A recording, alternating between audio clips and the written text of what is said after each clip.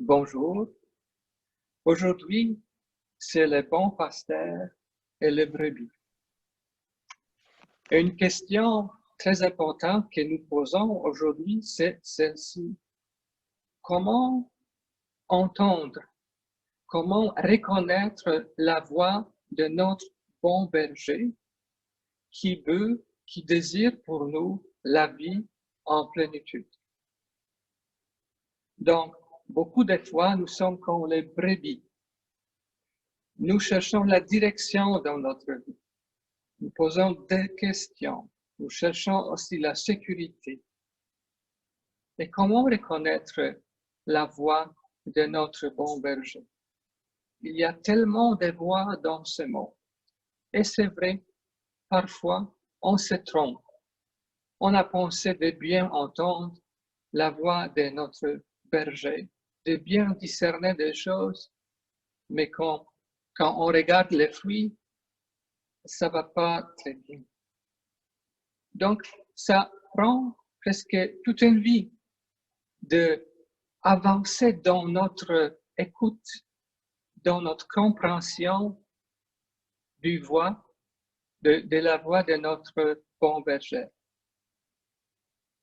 Mais le Seigneur nous invite, nous autres aussi, de devenir parfois, pour plus de temps, un bon berger pour quelqu'un. Parce qu'il y a des personnes qui nous demandent la direction, des conseils.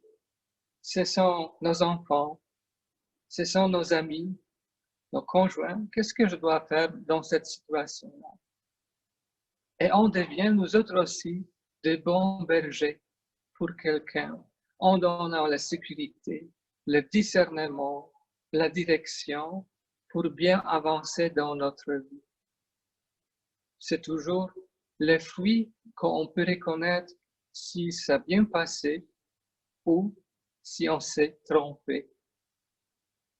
Aujourd'hui, c'est aussi un jour où nous pensons spécialement aux gens, aux personnes qui sont convoqués, qui sont appelés par le Seigneur pour devenir plus de bons bergers, pour donner la direction au monde, pour donner plus de la foi, d'espoir pour ce monde.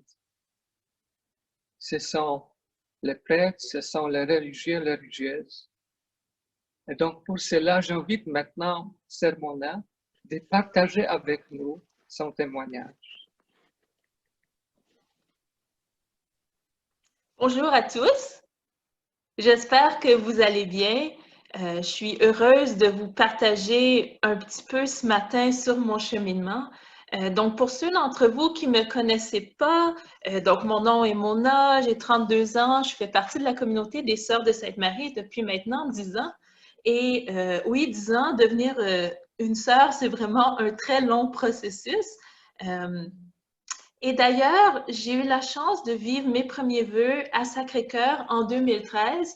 Et ce que le Père Andrzej ne sait pas quand il m'a demandé de donner ce témoignage-ci, c'est que l'évangile d'aujourd'hui était exactement l'évangile que j'avais choisi pour cette célébration-là. Et je vais vous en parler un peu dans les prochaines minutes. Mais premièrement, un peu sur moi. Donc, je viens de l'Est ontarien. Je viens d'une famille croyante, mais la foi, c'était pas quelque chose duquel on discutait à la maison. C'était vraiment une foi de la routine. Tous les dimanches, on allait à la messe, c'était super important, mais c'était ça, c'était la routine. On s'arrêtait pas, du moins moi, je m'arrêtais pas pour y réfléchir. Mais j'ai découvert que dans le fond, notre Dieu, c'est vraiment pas un Dieu de la routine. Au contraire, il aime ça nous bousculer, nous déloger un peu et nous mettre en marche. Donc moi, pour me bousculer, me sortir de cette routine-là, à 18 ans, il m'a amenée au Brésil. Et c'était mon premier projet humanitaire que j'ai fait justement avec les Sœurs de Sainte-Marie. Et c'est là qu'un soir, dans la chapelle, je regardais une croix sur le mur. Et ce moment-là a vraiment été le moment tournant pour moi.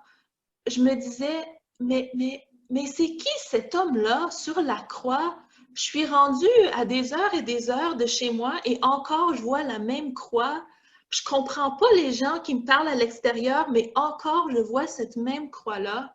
Et j'ai commencé à me poser des questions sur Jésus. Je me suis dit, c'est qui cet homme-là qui est connu à travers le monde, de qui on parle encore 2000 ans plus tard? Et vraiment, je me questionnais. Et je me suis dit, si c'est vraiment vrai qu'il y a 2000 ans, cet homme-là est mort par amour pour nous, si vraiment toute sa vie a été l'amour, ben dans le fond, je ne sais pas encore trop bien qui il est, mais je suis prête à lui faire confiance avec tout ce que je suis, avec toute ma vie. Et pour moi, ce moment-là m'a permis d'entrer justement dans cette dynamique de la confiance avec Dieu. Et d'une certaine façon, je peux dire, c'est exactement là que ma vie chrétienne a débuté. Parce que c'est à ce moment-là que je me suis mise en marche. C'est à ce moment-là que je peux dire, je me suis mise à sa suite. Je ne savais pas trop où on s'en allait, mais j'avais choisi de faire confiance.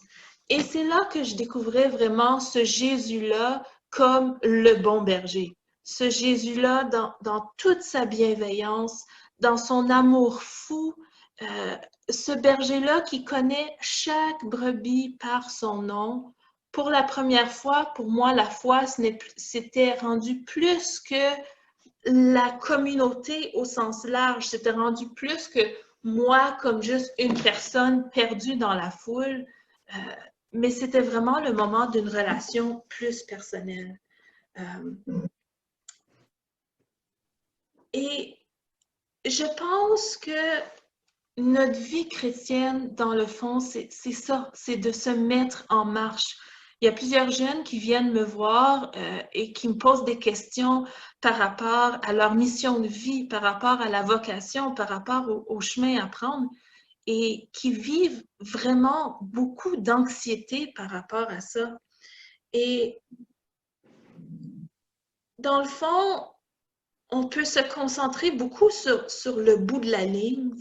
Qu'est-ce que je vais faire? Qu'est-ce que je vais devenir en bout de la ligne? Mais ce qui est vraiment précieux et important, c'est le maintenant, tout de suite. Tout de suite, est-ce que je suis prise dans la routine ou est-ce que je suis vraiment à la suite de Jésus? Est-ce que je vais à l'église? Bon, en ce moment, nos églises sont fermées, mais est-ce que je participe à la messe, aux célébrations par routine? Ou est-ce que c'est vraiment parce que je veux apprendre à connaître ce bon berger-là de manière plus profonde? Et ça, c'est autant à 10 ans qu'à 90 ans. C'est vraiment un chemin pour toute une vie. Et puis, le bon berger, lui, il sait où il s'en va. On est appelé à faire confiance comme ses brebis.